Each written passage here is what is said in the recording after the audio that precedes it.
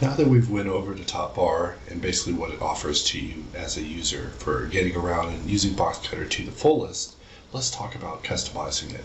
So if we press off, keep trying to say Alt F4. Let's not press Alt F4. Let's press F4 and go under our preferences and go under BoxCutter. And if we go under display, we have options for things like simple top bar, which if you turn it off, you can see that all the options have been exploded out for you to be able to adjust. In fact, you can even turn off the labels. So we can turn off the destructive menu if we don't need it. We can turn off the mode menu, the shape menu, the operation label, the surface label, and we can even remove the snap area if we didn't want it. So there's a degree of customization that can be had with the top bar. However, I have been contemplating some additional presets that could be added, as well as a preset system that could possibly open some additional possibilities for different delivery methods for BoxCutter to new users and different types of users.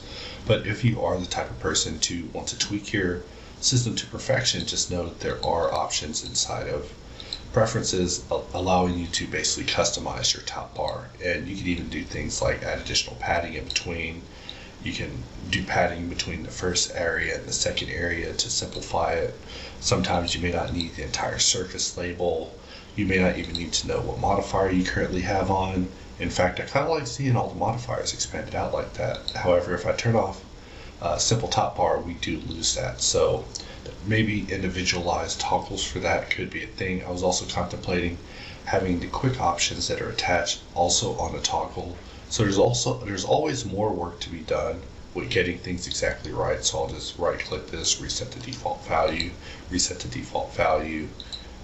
Is there top bar padding? No. Let's turn this back to simple top bar. Turn on all of our toggles, and we're basically back where we started with the BoxCutter. So in a nutshell, that's how you can quickly get in your preferences and customize the top bar to your liking through the preferences.